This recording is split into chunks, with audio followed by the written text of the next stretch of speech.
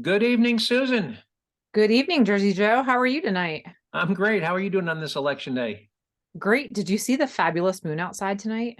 I did the blood moon. Yeah. We're not going to get another one like that till 2025, I understand.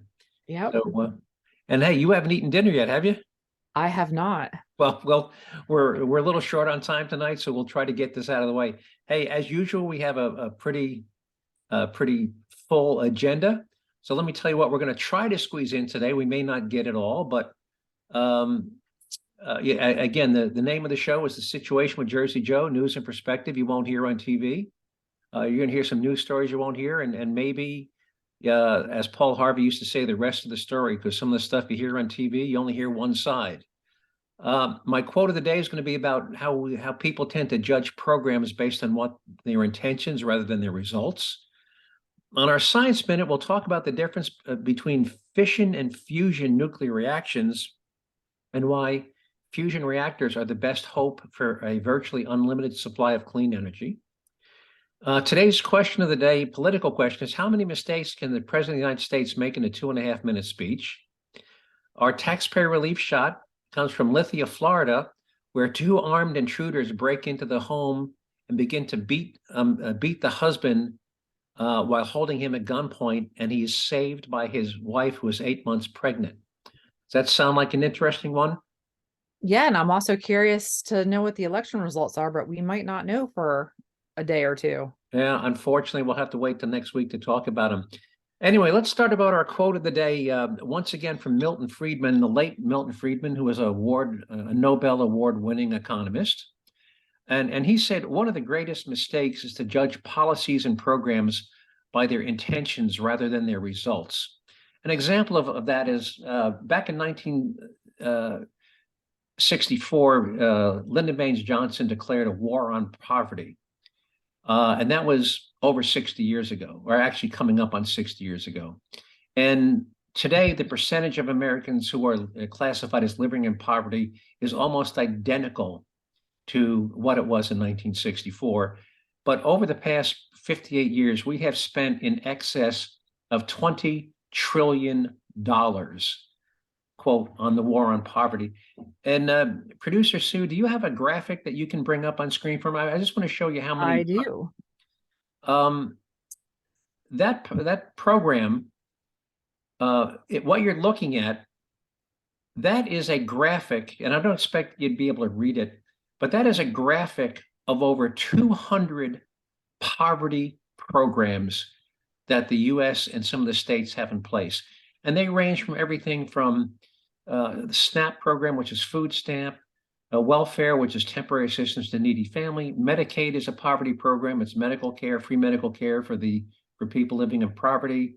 Section 8 housing allowances, Obama phones, school lunch and school breakfast programs, Head Start preschool daycare, SSI disability, Pell College tuition grants.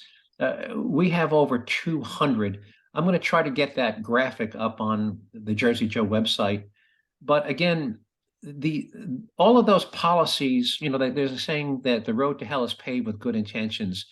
If you say, well, should we have a program that does this? Well, yeah, those are great. Yeah, of course, that's a noble objective. But then you have to, at some point, you have to look back and say, is it accomplishing what we thought it was? And if it isn't, then should we kill it? Should we pull a bullet in its head? And if you look at these 200 programs, it's just stunning how many programs we have out there, $20 trillion, and we haven't made a dent in the percentage of people. And by the way, each one of those programs comes with an administrative staff. And Susan, I know you work in a bureaucracy. We all know how inefficient bureaucracies are and what they cost. People say, well, yeah, we send money to the federal government, but it sends it back to the states. Well, if you send $1 to the federal government, the state is lucky to get back 72 cents after administrative overhead. And I'm going to use it. By the way, any comment before I move on? So I know we Yeah, have. this is just, it makes your eyes go cross. There's got to be a better way to streamline this stuff. Yeah, consolidate. First of all, first thing you should do is look at these programs and say, we've been doing this for 10 years. It's not working. Let's kill it. And then the ones that are having some degree of success, you would say, we ought to be able to combine and consolidate these under, one department as opposed to having a separate department, because each one of these programs has its own little fiefdom, and each fiefdom has, and by the way, bureaucrats are expensive. Even if you only pay a bureaucrat, let's say you pay some, GSA level 8, they're only making $75,000 a year with their benefits and pension and health plan, their cost in office space and phone and computers, they're costing you $150,000 a piece. There has to be a better way to do it. So anyway, I'll try to get that graphic up on the website. But on the topic of inefficiency and intentions, so let me ask you a question. If you were the shareholder of a company that had just reported a loss of over $1 billion, and then you discovered that the top 6 executives of that company that had lost $1 billion had been given bonuses totaling more than $1.3 billion, each, including, by the way, a bonus of $300,000 that was given to just the company's chief legal counsel. The guy's a lawyer. His $300,000 bonus brought his compensation to $653,000. If you were a shareholder in that company, would you be upset? Absolutely. Well, guess what? You are a shareholder in that company, because the company that I just described is Amtrak, the U.S. government railroad system. It's been losing hundreds of millions of dollars each year and is being kept afloat by taxpayer subsidies. And here's a quote from a story. In 2021, bonuses of over $200,000 per Amtrak executive amounted to over half of their total compensation. Meanwhile, the company were doled out, they claimed they were doled out due to performance. Well, that performance included a $1.03 billion loss for fiscal year 2021. And again, I think the smallest of those bonuses were $261,000. Amtrak's vice president, senior management also said, by the way, he doubts that Amtrak will ever be profitable. Now, the intent of Amtrak was noble, to provide low cost, intercity transportation or cross country to the underprivileged. But at this point, given how much they're losing and how low their ridership is, by the way, I had a friend in Denver, took Amtrak one day to Florida from Denver. You know how long it took him to get to Florida from Orlando from Denver? I'm going to say probably close to a week. 4 days, and that, and no shower, same clothes. He could go in the bathroom and, put a clean t-shirt on, but, you're sleeping upright in a chair. He didn't want to spring for a sleeper car. It took him 4 days. And I think the cost of the ticket was like $400. You can fly to, you can get a flight to Orlando from Denver for about $180. So, and be there in 4 hours. And be there in 4 hours, direct, nonstop. So this whole concept of a national high-speed rail network, which, by the way, in one of my previous episodes, I talked about how California has been trying to complete a single 380-mile stretch of high-speed rail from San Francisco to LA. They've been at it now for 15 years. They're predicting they won't be done for another 10, and it's going to cost them billions of dollars. Both the state of California and Amtrak would be better to just buy everybody a free airline ticket and just shut the whole thing down, because Amtrak said we will never be profitable. And if we started sinking trillions into a high-speed rail network, and by the way, I doubt we would ever see, and you can't run high-speed rail, by the way, on the existing tracks. Most of Amtrak's tracks belong to other railroads, and they're not suitable for trains that can do 180 miles an hour. So they're talking about laying new railroad track lines. It would be decades before you ever saw that happen. And after it was all done, it'd be cheaper to buy everybody an airplane ticket. All right, moving on with light speed. So you know the difference between fission and fusion? I do, but I don't think I can explain it very well. And I know that one of them is a future energy source. Right. Well, they first can of all, control it. People have used the words atomic bomb and H-bomb. H-bomb stands for hydrogen bomb, and they've used them interchangeably, but they're really not. The first bombs that were dropped on Hiroshima and Nagasaki were atomic bombs. They were based on uranium. Uranium is a very large atom. It's got 238 protons and neutrons. And when you split it into smaller atoms. And Einstein came up with the equation, said E, which stands for energy, is equal mass times the speed of light squared.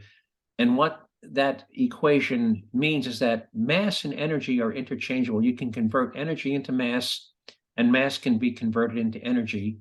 And the relationship between the two, if you convert mass into energy, if you convert 1 gram of mass into energy, that 1 gram of mass, you multiply it by the speed of light squared, and that's how much energy you'll get out of it. So in an atomic bomb, where you take uranium as your fuel source, and you split that uranium atom into 2 smaller atoms, the total weight or the total mass of the 2 smaller atoms is less than the weight of the original uranium atom. And that loss of mass is what's converted into energy. Well, fast forward 40 years, the other way you can convert mass into energy is if you smash 4 hydrogen atoms together to form a helium atom. Hydrogen is the most basic of all atoms. It's 1 proton with 1 electron. Well, if you smash 4 of those together, you get 1 helium atom, and a helium atom has 4 protons and 4 neutrons. But the weight of that helium atom is slightly less than the weight of those 4 hydrogen atoms. And that lost mass becomes energy. And that energy, when you drop in a H-bomb or hydrogen bomb, it's that explosion. Well, fission is, and by the way, the sun, all stars are products of fission reaction. What's happening in the sun is that hydrogen, which is the most prevalent element in the universe, all stars are based upon hydrogen being forced together into heat and pressure into helium, and then helium is being combined into other atoms, more complex atoms, and that's what's powering the sun. Well, a hydrogen bomb is like a sun going off all at once. And so fission, they've come up with fission in the laboratory, which is basically a hydrogen bomb in slow motion. It's basically slowing down the reaction that takes place when we explode a hydrogen bomb. Now, the huge benefit is when you split uranium, those 2 byproducts are also radioactive, and you have radioactive waste to deal with. When you drop a hydrogen bomb, there is no radiation. There was nothing was radioactive to start with. And when you're all done, there's nothing radioactive when you finish. So fusion reaction that's what's great about, nothing is great about a bomb, but atomic bombs based on uranium leave a radioactive contamination when they're done. An H-bomb is just this massive release of energy, and there is no lingering radiation. So what they're trying to accomplish with fusion reactors is to create energy by fusing hydrogen into helium. We probably won't see it in my lifetime, but if I had to guess, in 20 or 30 years from now, we might see viable fusion reactors. So that's our Science Minute. I've seen them do it on a small scale, but not anything like you said. They need to be able to do it on a larger scale. Right. Well, we do it on a larger scale when we explode a hydrogen bomb, but it's uncontrolled. So what we need to do is figure out how to set off a hydrogen bomb in slow motion. All right. So today's political question of the day: if you were the president of the United States and you were going to give a 2.5-minute speech, how many mistakes do you think you would make in a 2.5-minute speech? In 2.5 minutes, I would hope none. Right. Maybe one. All right. Well, I'm going to take you to a clip. Do you know who Debbie Wasserman Schultz is? No. Well, she used to be the head of the Democratic National Committee. She's currently a congressman from Florida, and Biden was on a campaign stop in Florida, and he was being introduced by Debbie Wasserman Schultz, who, by the way, she's a congresswoman. She's never ever been in the Senate, but Biden starts off by talking about how she was in the Senate with him. So I want you to listen. He forgets what FEMA, Federal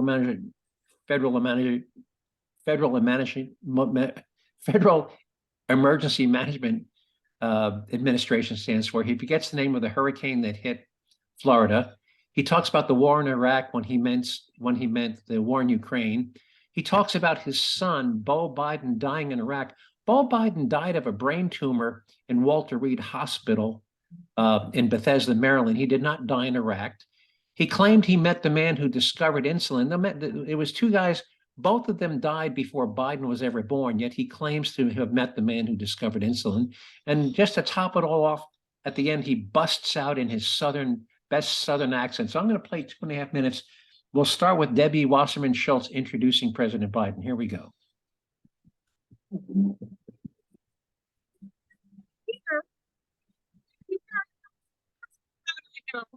People I represent.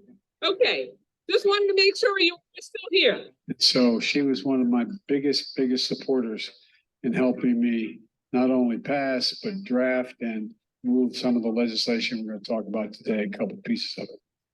And I don't have a greater friend in the United States Senate, and I don't have a greater friend when I was vice president, nor as president. So Debbie, thank you, kiddo. I don't know where you're sitting, but and FEMA, Federal Emergency Management Assistance, is going door to door to reach people as well.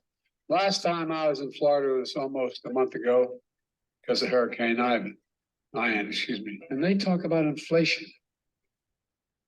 You know, we're dealing with it for home second. By the way, did we have a Hurricane Ian? Ivan? Did we have a hurricane? There was actually a few years ago. There was Not Ivan, but not this year. This year we had no, not this year. It was several years ago. So he talked about Hurricane Ivan. He meant to say Hurricane Ian, rather, not Ivan. But here we go. We're going to continue. Inflation is a worldwide problem right now because of a war in Iraq and the impact on oil and what Russia's doing. The war in Ukraine. And think of Iraq because that's where my son died. I think of Iraq because that's where my son died. No, Joe, your son died at Walter Reed Hospital in Bethesda, Maryland, of a brain tumor. He did not die in Iraq. Because he died. I have a bad reputation of Biden's not partisan enough. Well, this one, I'm partisan. That they're, that's why it's up. We have the lowest inflation rate of almost any. No, Japan has the inflation rate in Japan is 3%. Is Japan a major country? Yes. Well, he just said we have the low. What's our inflation rate? Isn't it 8.2%? I don't know the exact number, but I was going to say around 6 maybe, but I don't know. I believe it's 8.2%. It was as high as 8.5. It's come down to 8.2. But he just said we have the lowest inflation rate of any major country. I checked the other day. Japan's at 3%, but let's keep going. Major country in the world. We're going to charge, I'm making this up, we're going to charge you 10 cents per an aspirin. And they say, no, we're only going to pay 5. Well, we're not going to sell it. I said, no problem. They're going to lose 50 billion aspirin or whatever the hell they sell. How many of you know somebody with diabetes needs insulin? Well, guess what? And when Debbie and I passed this law, it included everybody, not just seniors. And so what happened was we said, okay, you know how much it costs to make that insulin drug for diabetes? Cost. It was invented by a man who did not patent it because he wanted it available for everyone. Spoke to him. I spoke to the man who patented insulin. The man who patented insulin, the last one died in 1941. Biden was born in 1942. So he's claiming that he spoke to the man who patented insulin and who died a year before he was born. Okay. The senator from Florida going after Medicare and Social Security. I tell you what, I don't know where, as they say in Southern, I don't know where y'all been. Hot damn, boy. That's what I call inflation. The end of the month, what you have left, you have no money. He breaks out his Southern accent. Anyway, so that was 6 whoppers he told in 2.5 minutes, with the closing with his fake Southern drawl. So that was our president. Let's see how are we doing on time, producer? You have about 15 minutes left. All right, tell you what. Let's talk about a little. This wasn't on the agenda, but this is a little safety tip. don't know, most people don't know this, but do you know, Sue, that a crook can break it? If you do you have an electric garage door opener in your garage? I do. Do you know that a crook can break if you have an electric garage door opener, particularly if you have a window? You have windows in your garage door? A small one. No, not in the door. Sorry, no. They're not Okay. in the door. They're on the side of the house. Well, and I hope we got no bad guys listening to this, but it is with a coat hanger. If you have an electric garage door opener, particularly if there's a window in your garage door, you can take a coat hanger, put a little hook in it. You know where the weather stripping is, or where the top of the garage door? Mhm. If you just take a coat hanger and poke it up through there, you know, all garage doors have this little cord hanging down the emergency. When the power goes out, you can pull the handle to release the garage door and raise your garage door manually. Yep. Well, if you just put a coat hanger in there and with a little hook on the end of the coat hanger, just grab and pull on that little latch, you release the garage door opener, and Mhm. you can just roll the garage door up. So if you're going away for the weekend, you're going to be out of town for a week, you want to put, you can buy, but you can go to Home Depot and buy a little, like a sliding bolt lock made for garage door openers for about $10. But you want to somehow jam your garage door so it can't be locked. If you don't have one of those, you can put a screwdriver in the roller track or something. But bad guys know all about this. So if you're going to be gone for a week or even a 3-day weekend, consider putting something in your roller track so that nobody can raise your garage door. Now, by the way, it's a little hint. If you ever lock yourself out of the house rather than break a window, Mhm. just get yourself a borrow coat hanger from your neighbor and just reach up, grab that little emergency release latch and pull it down, and boom, you've just opened your garage door. Mhm. So that's the way you can get into your house. All right. We've moved pretty quick. So you got any questions? Anything I've raced through today? No, again, I'm still just I'm dying to know the results of this election, and I don't think we're gonna get there tonight. No, unfortunately, maybe by tomorrow morning we'll get some. I think you'll start to see a trend. I mean, if you're seeing, a lot of Republicans winning congressional seats, like in blue states, or like if you see the challenger in New York State unseat the incumbent Democrat governor, I think that would bode well for the West Coast. By the way, speaking of the West Coast, on Powerball today, somebody in California won. There was one winner in Florida. It was a $2.04 billion lottery, but that's if you take it over 20 years. If you take the cash option, which you always should, you would get $980 million. Do you know what the top state income tax rate is in Florida, in California? I imagine it's pretty high. Try Oh, 12.3%. Lord. So whoever won it in California, out of their 980 million cash, first thing in California is going to take $120 million. Thank you very much. And at a 37% top tax rate, the federal government's going to take another 370 million. Well, 370 to the federal government, 120 million to the state of California, 370 and 120 last time I looked is what, 490? So out of your $980 million cash prize, you get to keep exactly half. So the biggest winner in the lottery last night was the federal government in the state of California, because they're going to get as much money as you did out of the deal. And they didn't have to spend money on a ticket. Right. All right. So taxpayer relief shots. For people who haven't heard me do these before, I don't do these because we celebrate, we're not celebrating thugs who get killed. What we are celebrating is the constitutional right of people who use the legal deadly force to protect their own lives and the lives of others from death or serious bodily injury. And again, we're not laughing and applauding when the bad guys get killed, but people use guns to protect themselves and the lives of their loved ones and occasional lives of bystanders. It happens multiple times every week.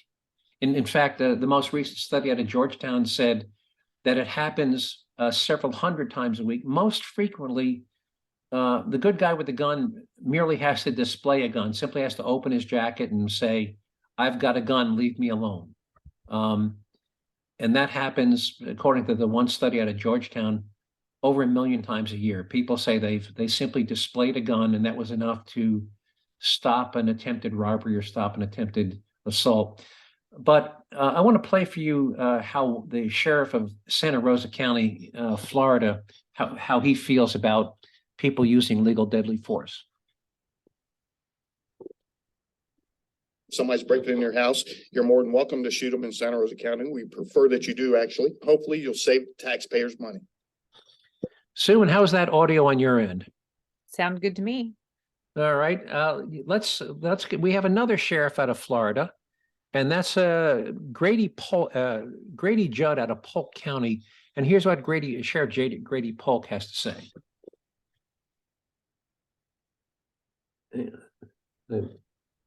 Here we go.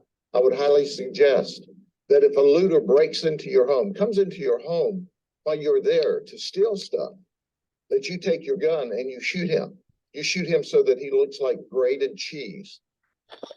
So there you have it. Two sheriffs out of Florida, both saying, if you're confronted by a bad guy, we encourage you to shoot him because it's going to save the taxpayers money. Because again, if the thug gets arrested, it's a court-appointed attorney, appeals, $60,000 to $80,000 a year to keep the guy in jail. And then if he gets probation, then there's probationary, he's got to report to the probation officer. Anyway, this comes out of Florida, where two armed thugs break into a guy's house and they start to beat him. And his wife, who's 8 months pregnant, is in the back bedroom, and here's the commotion. So here's this story out of Florida. To his wife. I've got a fractured eye socket. I'm going to back this up and restart. Almost like something out of a movie. Tonight, he tells me he owes his life to his wife. I've got a fractured eye socket, a fractured sinus cavity, a concussion, 20 stitches and 3 staples in my head. I took a severe beating. The bruises and swelling on Jeremy King's face tell the story of a man on the receiving end of a brutal attack. But his actual account is far more harrowing than his injuries suggest. They came in heavily hooded, masked. As soon as they ripped my back door open, they already had a pistol on me and was grabbing my 11-year-old daughter. King is talking about the men who barged into his home on Old Welcome Road in Lithia around 9 o'clock Wednesday night. He says he doesn't know who they are, never met them, and has no idea why he was targeted. Both men pointed guns at him while demanding money. And when I'm telling them I have nothing for you, they got this backpack and gun in my face saying, give me everything you got. And I'm saying, I have nothing for you. I have nothing for you. It became real violent, real fast. King says one of the men started pistol whipping him while another kicked him repeatedly in the head. King's wife, who was 8 months pregnant, was in the back bedroom and peeked out to see what was going on. That's when King says one of the masked men shot at her. She retreated, grabbed an AR-15, and returned fire. When he came towards the back door in her line of sight, she clipped him. He made it from my back door roughly 200 feet out in the front ditch before the AR did its thing. Deputies who responded to this scene found a man dead in a nearby ditch. The other man ran off after the shot was fired. Them guys came in with 2 normal pistols. My AR stopped it. Pretty much she evened the playing field and kept them from killing me. Authorities are still looking for the second suspect. Meanwhile, King tells me he's waiting to see if there will be any lasting damage to his eye. On scene in Lithia, Dave Jordan, Spectrum News. Sue, what do you think of that one? Good for her. Good for her. By the way, a couple of notes. How many times, you notice that 2 of them came in, one gets shot and killed, and his buddy runs off and leaves and it's like, see you later. Have we ever seen one where his buddy sticks around and tries to save him or tries to drag him out to the car? Or is it just always, well, see you later, I'm gone? Yeah, I don't think they expect you to fight back. No, they don't. By the way, if you had to pick up an AR-15, I know you don't own one, but if you had to pick one up, you think you know how to fire it? Probably. Yep. So kudos to that woman. She's 8 months pregnant. But you couldn't see the video. I'll put a link up on the website, or Susan will put. The guy, his face, I mean, his eyes swollen shut. He's got stitches in his face. They beat the living crap out of him. But again, at the end of the day, one of the thugs wound up DRT, dead right there, because his wife had the presence of mind to not be a victim. She grabbed her husband's gun and fired back at the guy who was shooting at her and beating her husband. So again, there's never any short. I could spend a half an hour playing just from last week, one story after another. These are not rare, isolated incidents. They happen every single time. Anyway, with that, we're getting close to running out of time. I want to thank all of you who listen to the podcast for giving up 30 minutes out of your busy day to listen to me ramble on about things that I find of interest and importance. I know we went through them with lightning speed, but on topics like fission and fusion reactions, if that piques your interest, just go on the internet. Google's your friend. Google fusion reactors, fusion, energy from fusion, if you're interested in learning more. I'll try to But remember, everything you read on the internet is not true. I know. Abraham Lincoln reminded me of that, so I'm well aware of that. I want to thank Abraham Lincoln. But again, fusion is, I think, the future of energy, and maybe, Susan, in your lifetime, we will see clean fusion reactors. And again, the fuel source is hydrogen. You can't do any better than that. Anyway, as I mentioned, if you want to see some of the materials and story links you heard me talk about, you can find them on the Jerzee Joe website. That's Jerzee with a Z, JERZEE, JerzeeJoe.com. If you want to email me with a comment, question, or suggested show topic, you can do that by sending an email to joe@JerzeeJoe.com. Just remember to spell Jerzee, JERZEE. And that's all I got. Sue, anything you want to add before we wrap up? Nope. Hopefully we'll have some election discussion next week. All right. You learn anything new today? I heard, I know what fission and fusion are, but I had seen a segment on it recently about, but I wasn't quite sure how to explain it. Well, I think it's the most exciting thing we got going for us. And bet you didn't know that your tax dollars are going to pay $1 billion in bonuses to Amtrak executives who are losing $1 billion a year. All right. With that, Sue, we'll wrap up and I'll talk to you next week. All right. Thank you, Jerzee Joe. I'll talk to you then, Sue. Take care. Bye-bye. Bye.